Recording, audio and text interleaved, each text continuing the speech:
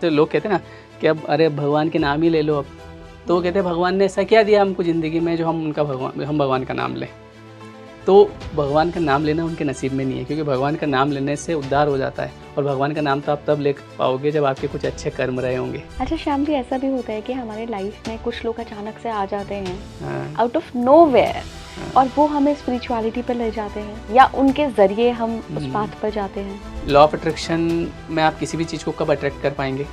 जब माइंड शांत होगा, जब आपका माइंड इस लेवल पे होगा कि आप किसी भी चीज़ को फील कर पाएँ, क्योंकि उसमें बात फीलिंग की है।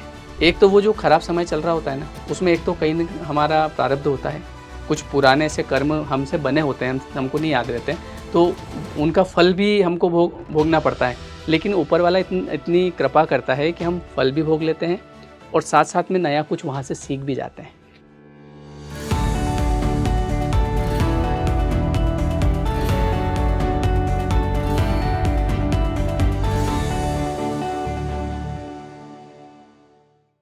अगर आपको लगता है कि आपकी लाइफ में अचानक से कहीं स्पिरिचुअलिटी आ गई है, आप अकल साइंस में बहुत इंटरेस्ट लेने लगे हैं, आपको गुरुओं के वचन सुनने में बहुत इंटरेस्ट आ रहा है, या कहीं ना कहीं आप अंदर से बहुत ज़्यादा आध्यात्मिक फील कर रहे हैं, तो आपके लिए जानना ज़रूरी है कि ये एक कोइंसिडेंस है या ये आपकी डेस्टिनी थी। दोनों में क्या फ़र्क है? तो ये पूरा पॉडकास्ट आज इसी के बारे में बताएगा। आपको जानने का मौका मिलेगा कि स्पिरिचुअलिटी आपकी लाइफ में क्यों आई है आखिर। मेरे साथ बहुत स्पेशल गेस्ट जुड़ रहे हैं, श्याम मुजावदिया। बहुत बहुत स्वागत है आपका। लाइफ कोच हैं आप, मैनिफेस्टेशन कोच हैं। लेकिन आज बात मैनिफेस्टेशन पे नहीं होगी, आज बात होगी इस बात पे कि क्या एक स्पिरिचुअल इंसान जो कि पहले बिल्कुल भी स्पिरिचुअल नहीं था, वो अचानक से स्पिरिचुअलिटी की राह पर चल पड़ा है, ये उसकी डेस्टिनी थी या फिर एक कोइंसिडेंस भी हो सकता है कि हाँ कोई चीज़ आई, उसमें इंटरेस्ट आ गया। देखिए, लाइफ में कोइंसिडेंस तो कुछ नहीं होता है, ये होती है डेस्टिनी। भाग्य होता है, भाग्य लेके आता है। मैं भी पहले विश्वास नहीं करता था, और मेरे जैसे कई लोग जो आज जैसे विश्वास कर रहे हैं इन चीज़ों में, तो उनके साथ कहीं ना कहीं कुछ ऐसा होता है कि जो उनको ये विश्वास करने पे मजबूर कर देता है। और ये भी ऊपर वाला एक योजना बनाता है चीज़ों की, क्योंकि देखो स्पिरिचुअलिटी में आना भी नसीब है एक तरह से। अच्छा, पता है क्यों? क्योंकि अगर इंसान एक बार भी भगवान का नाम लेगा तो कहीं ना कहीं उसका उद्धार हो जाएगा। और आपने एक और चीज़ सुनी होगी कि नाम भी इंसान अपनी मर्ज़ी से नहीं ले सकता। कई लोग मैंने ऐसे देखे हैं जो मतलब जिनकी उम्र हो गई, जिनको पता है कि बस अब जाने वाले हैं, लेकिन आखिरी समय तक वो क्या कहते हैं, भगवान ने हमको ऐसा क्या दिया जो हम नाम ले भगवान का। मैंने देखे हैं ऐसे लोग कि भगवान ने ऐसा, जैसे लोग कहते हैं ना कि अब अरे भगवान के नाम ही ले लो अब, तो वो कहते हैं भगवान ने ऐसा क्या दिया हमको ज़िंदगी में जो हम भगवान का नाम लें। तो भगवान का नाम लेना उनके नसीब में नहीं है, क्योंकि भगवान का नाम लेने से उद्धार हो जाता है, और भगवान का नाम तो आप तब ले पाओगे जब आपके कुछ अच्छे कर्म रहे होंगे। क्योंकि ये भी बात वहीं पे आ जाती है ना, कि भगवान का नाम भी वही व्यक्ति ले सकता है, या स्पिरिचुअलिटी में वही व्यक्ति जाएगा जिसका टाइम आ गया है, मतलब जिसने कहीं न कहीं जिसके कुछ अच्छे कर्म थे, है ना, तो वो फलित हो गए हैं, तो इस वजह से वो कहीं ना कहीं स्पिरिचुअलिटी में जा रहा है। तो कोइंसिडेंस नहीं है ये डेस्टिनी होती है, उसकी नसीब होता है। और कई लोग इस चीज़ को फील करते हैं कि यार मैं कैसे आ गया, मैं तो कभी भगवान में विश्वास ही नहीं करता था। और आप किसी को ज़बरदस्ती नहीं करवा सकते, अपने आप होगा, वो खुद उसके सामने चीज़ें आएगी। जैसे हम लॉ ऑफ अट्रैक्शन में बताते हैं ना कि सामने से चीज़ें आती है, वैसे भी इसमें भी सेम होता है। उसे कहीं ना कहीं अचानक से कुछ ऐसी घटना होगी, उसका विश्वास और बढ़ेगा, और धीरे धीरे वो स्पिरिचुअलिटी में आने लग जाएगा। मेरे खुद के साथ ऐसा हुआ। क्या मतलब कि मैं पहले में भी इतना ज़्यादा मुझे पता नहीं था ये नाम जाप के बारे में भी या ऐसा कुछ, लेकिन प्रेमानंद जी के वीडियोस, मेरे सामने एक वीडियो आया उनका, एक ऐसे समय में जब मैं डिप्रेशन एंग्जाइटी में फील कर रहा था, मतलब कहीं ना कहीं, तो उस समय किसी ने उनसे पूछा इस बारे में, तो उन्होंने एक ही चीज़ कही कि नाम जाप करो बस। हाँ, नाम जाप करो। मैंने कहा नाम जाप करने से थोड़ी ऐसा कुछ हो जाता है, कि वो सवाल सबके मन में आता है। लेकिन कहीं ना कहीं जैसे मैं मेरे घर में भी देखता हूँ, मेरी मम्मी जो है वो बचपन से ये चीज़ें करती है ना, तो कहीं ना कहीं उसका माइंड जो है वो पॉजिटिव है, किसी भी स्थिति में वो पॉजिटिव रहती है। ठीक है, सब बढ़िया होगा, कभी कुछ भी ऐसा हुआ कोई बात नहीं, भगवान जो करता है अच्छे के लिए। ये बात कौन बोल सकता है? जिसका विश्वास हो। हाँ, जिसका विश्वास हो, जो स्पिरिचुअल होगा वही ये बात बोलेगा, नहीं तो इसमें क्या अच्छा है, ये हो गया तो इसमें क्या अच्छा है। लेकिन एक बात तो है, एक समय बाद पता चलता है। हाँ, कि अच्छा हुआ ये नहीं हुआ, क्योंकि अगर ये हो जाता तो शायद मैं नुकसान में रहता। और ऊपर वाला है ना, सब अच्छा ही करता है, बस हम कहीं ना कहीं उस समय में चीज़ों को समझ नहीं पाते हैं। और इसमें दो बातें होती है, एक तो वो जो ख़राब समय चल रहा होता है ना, उसमें एक तो कहीं ना हमारा प्रारब्ध होता है, कुछ पुराने से कर्म हमसे बने होते हैं, हमको नहीं याद रहते हैं, तो उनका फल भी हमको भोगना पड़ता है। लेकिन ऊपर वाला इतनी कृपा करता है कि हम फल भी भोग लेते हैं और साथ साथ में नया कुछ वहाँ से सीख भी जाते हैं। जैसे मैं आपको बताऊं कि मैं 4-5 साल डिप्रेशन में रहा ना, अगर मैं वहाँ नहीं रहता तो आज मैं आपके साथ नहीं बैठा होता। ऐसा क्यों कह रहे हैं आप? मैं क्यों आता इस तरफ, क्यों मैं इन चीज़ों को सर्च करता इतना ज़्यादा, क्यों मैं लॉ ऑफ अट्रैक्शन या स्पिरिचुअलिटी को क्यों पढ़ता, मैं क्या ज़रूरत थी।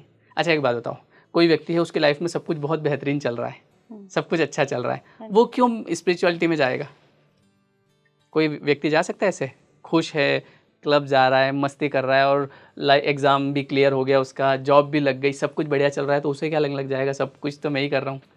और मेरे पास ऐसे बहुत सारे केस आए, मतलब है ना, जैसे मैं काउंसलिंग करता हूँ ना, तो एक बार एक का आया तो बोले सर मेरी लाइफ में मतलब सब कुछ बहुत, मतलब एग्ज़ाम क्लियर हो गई, मेरी जॉब लग गई, सब कुछ हो गया। तो कहीं ना कहीं मुझे ऐसा लगा कि यार मैं सब कुछ कर रहा हूँ, लेकिन एक समय ऐसा आया कि वहाँ मैं करने जा रहा हूँ, कुछ हो नहीं रहा है।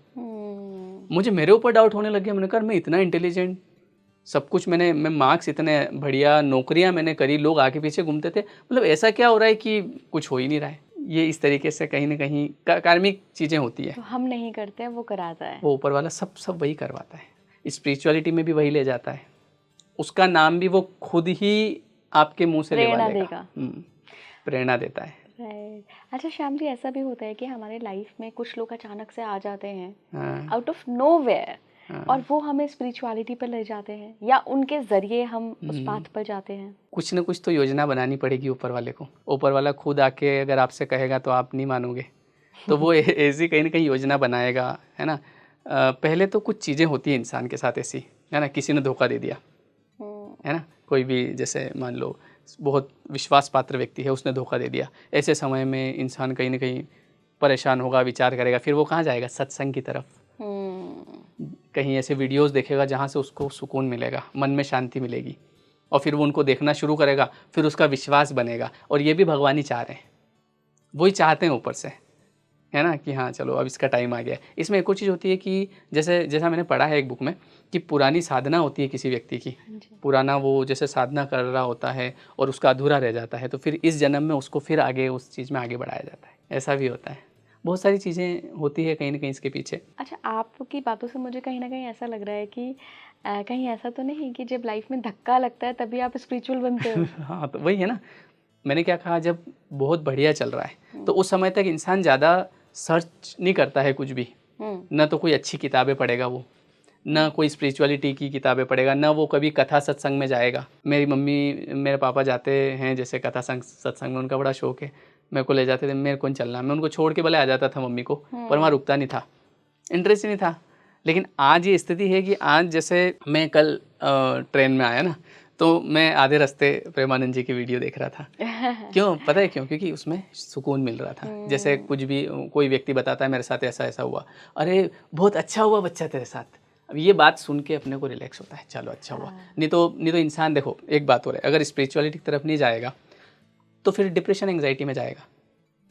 जैसे कोई भी चीज़ हो गई, अब उसमें अगर वो ये अपने मन को कहीं ना कहीं वो संभाल नहीं पा रहा है, क्योंकि वो एक ही तरीके से संभाल पाएगा स्पिरिचुअलिटी के तरीके से, तो वो फिर किधर जाएगा, मेरे साथ ऐसा क्यों हुआ, मेरे साथ ही ऐसा क्यों होता है, और वो नेगेटिविटी की तरफ जाएगा। गंदी चीज़ें, खाना पीना, ये सब उसका चलने लगेगा, और धीरे धीरे उसको लगेगा मेरी लाइफ बेकार है। कई लोगों के मन में सुसाइडल थॉट भी आने लगते हैं इन चीज़ों को लेके। तो स्पिरिचुअलिटी में ये है कि आप अपने मन को समझा सकते हैं, और समझाना भी चाहिए। नहीं समझाएंगे तो फिर उधर नकारात्मकता की तरफ जाएंगे। तो देखा जाए तो फ़ायदा है इसमें, ये है। अच्छा, क्या ऐसा भी होता है कि जितना स्पिरिचुअल माइंडसेट है उतना ज़्यादा लॉ ऑफ अट्रैक्शन को आप इस्तेमाल अच्छे से कर सकते हैं? लॉ ऑफ अट्रैक्शन में आप किसी भी चीज़ को कब अट्रैक्ट कर पाएंगे? जब माइंड शांत होगा। जब आपका माइंड इस लेवल पे होगा कि आप किसी भी चीज़ को फील कर पाएँ, क्योंकि उसमें बात फीलिंग की है। अगर आप जैसे नेगेटिव हैं, है ना, तो कई लोग जैसे ओवर थिंकिंग करते हैं, है ना, एंग्जाइटी उनको रहती है। अब ऐसे समय में वो किसी चीज़ को अट्रैक्ट भी नहीं कर पाते, क्योंकि पहले तो आपको उस लेवल पे आना पड़ेगा जहाँ पे आप बिल्कुल शांत हैं और अब आप किसी भी चीज़ को देख रहे हैं और फील कर रहे हैं कि यार आज एक दिन मैं भी ऐसा करूँगा, तो वो अंदर से हैप्पीनेस आती है।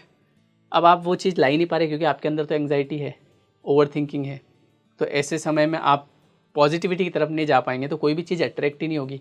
क्यों, जैसे हम बचपन में आपने रामायण महाभारत देखी होगी, तो पहले वो ऊपर जाके एंटीना सेट करना पड़ता था, हाँ थोड़ा सा है ना, बस आ गया फ्रीक्वेंसी, पूरा फ्रीक्वेंसी का खेल है। आपकी फ्रीक्वेंसी जैसे ही मैच हुई तो चीज़ें आपकी तरफ अट्रैक्ट होने लगेगी। और फ्रीक्वेंसी कब मैच होगी? जब आप पॉजिटिव होंगे। और लाइफ में देखो चीज़ें कुछ ना कुछ, कभी फेल हो गए, कभी किसी ने धोखा दे दिया, कभी रिश्तेदारों ने मजाक उड़ा दी, ये चीज़ें कभी ख़त्म होगी क्या? हर एक व्यक्ति आज क्या बात कर रहा है, मेरे रिश्तेदार मुझे कभी अच्छा नहीं कहते। किसके रिश्तेदार किसको अच्छा कहते हैं? किसी के भी नहीं कहते। और कहना भी नहीं चाहिए, क्योंकि अगर एक बात बताओ, जैसे मेरा जीवन बहुत अच्छा चल रहा है, मैं 10th क्लास में फ़ेल हो गया, तो मेरे रिश्तेदार आए, कोई बात नहीं बेटा, चिंता मत कर, हम बैठे हैं तेरे साथ, और रियल है वो, तो मेरे को तो कोई टेंशन ही नहीं है, क्योंकि कोई कहने वाला ही नहीं है, कोई पुश करने वाला ही नहीं है जीवन में, मस्त सो गया, कोई दिक्कत नहीं है। ऐसे ही 12th में हुआ, कम परसेंटेज, अरे कोई टेंशन नहीं लेना, बहुत बढ़िया अच्छा बच्चा है, तो मैं कुछ करूँगा क्या लाइफ में?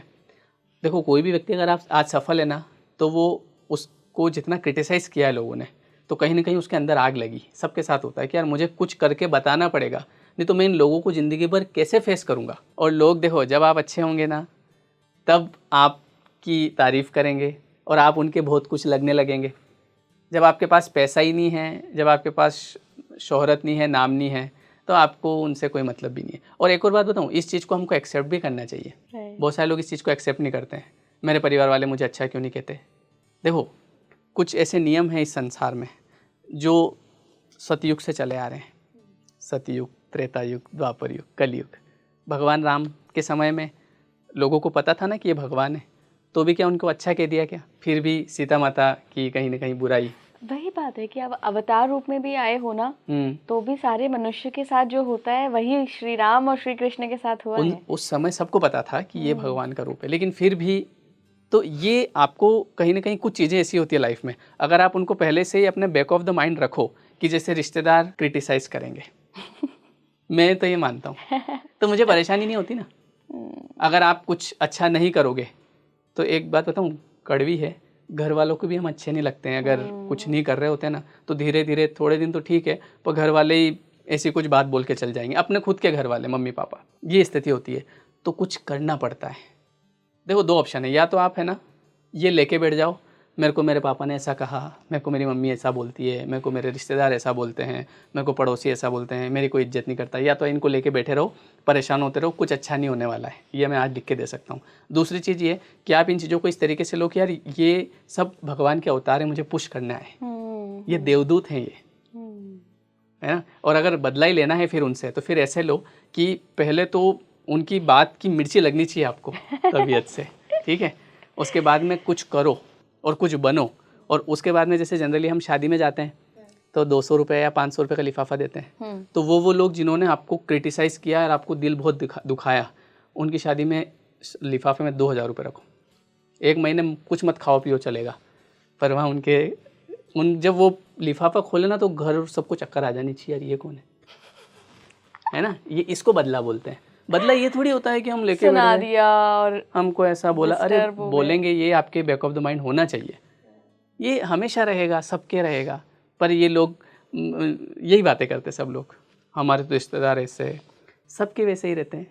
तो आप थोड़ा सा अगर बदला लेना हो तो इस तरीके से लो ना, कि जब उनका कहीं भी ऐसा मौका हो तो वहाँ पे, जैसे जनरली हम कपड़े लेके जाते हैं, है ना, तो ज़्यादा महंगे नहीं ले जाते, सस्ते ले जाते हैं, महंगे से महंगे ले जाओ। मैं तो सबको महंगे कपड़े देती हूँ मिठाई ले जानी है, महंगी से महंगी ले जाओ, एक दो खुश हो जाए सामने, जब वो नाम पड़े ना ऊपर, यार वाह, तब आएगा मज़ा ज़िंदगी। रात को नींद नहीं आनी चाहिए उसको, जितना उसने आपको जलील किया है ना, तो आपको जलील नहीं करना है उसको, फिर आप में और उसमें क्या फ़र्क है। बिल्कुल बिल्कुल। उसको ये रियलाइज़ होना चाहिए कि यार हमने यार गलत किया था छोरे के साथ, यार अच्छा लड़का है ये। और कई लोग क्या करते पता है, जैसे किसी ने उनके साथ बुरा किया तो बाद में उनसे बात नहीं करते।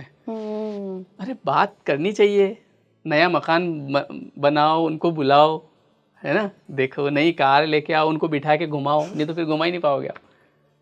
ऐसे जीवन को जीने का एक तरीका होता है, या तो आप परेशान होकर बैठ, देखो लाइफ में ये चीज़ें कभी ख़त्म नहीं होती हैं, कभी न कभी कोई न कोई, कुछ नहीं तो आप यहाँ से मान लो मैं घर जा रहा हूँ, बस में कुछ नहीं तो कोई अजनबी आदमी मिला, उसके पैर पे पैर लग गया, वो मैं क्या यार देख के चलो यार, क्या यार, वहीं बुरा लग गया मेरे को, जबकि मेरे को पता है कि ये मुझे नहीं जानता, या ठीक है ये इसकी क्या स्थिति है दिमाग में, भगवान ही जाने। तो कई सारी चीज़ें हमको माइंड में रख के चलनी पड़ती है हमारी ही सफलता के लिए। अगर हमको सफल होना है ना, तो माइंड को पॉजिटिव रखना पड़ेगा, और आपको दिन भर में 10 चीज़ें नेगेटिव करेगी। किसी ने थोड़ा सा कुछ कह दिया, आपके कपड़ों पे कमेंट कर दिया, है ना, कुछ भी कर देते हैं लोग, और आप हर बात को अपने मन में ले रहे हो। देखो ये डस्टबिन तो है नहीं, लाओ आपका कचरा भी डाल दो अंदर, आपका कचरा भी डाल दो। कई बार हम बैठ जाते हैं लोगों को लेके, सबका सुन लेते हैं, लाओ इसका भी सुना दो, उसका भी सुना दो। तो आपको ध्यान रखना चाहिए कि आपके यहाँ क्या जा रहा है। बिल्कुल बिल्कुल। आपके जो चित्र हैं, है ना, उनको गुप्त तरीके से सब अंदर, वो चित्रगुप्त सुना है ना, तो चित्रगुप्त क्या है, जितने जो भी चीज़ें आप देख रहे हैं, जो चीज़ें आप सुन रहे हैं, वो गुप्त तरीके से रिकॉर्ड हो रही है, सब आपके सबकॉन्शियस में है। और वो मुझे तो ये लगता है ना कि हमको देखना और सुनना वही चाहिए जो हमारे लिए अच्छा हो।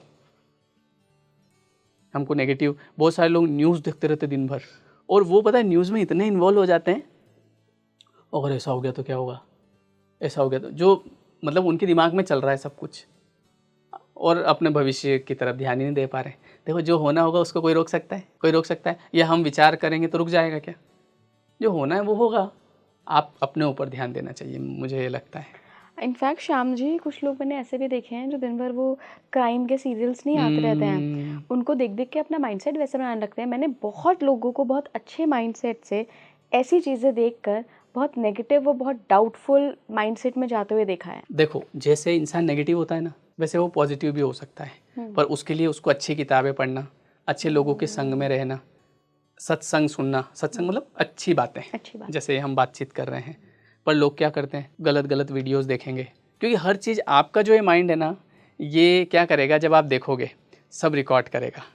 फिर जब आप जैसे ही कहीं अकेले में बैठे, है ना, सब पिक्चर चलाएगा ये, और उसी समय आपको, और यार ये मैंने क्या सोच लिया, और यार मैंने इसके बारे में ऐसा कैसे सोच लिया, और ये आपको भिड़ाएगा अंदर ही अंदर। पर ये चीज़ें कब आएगी, जब आप देखोगे तो आएगी।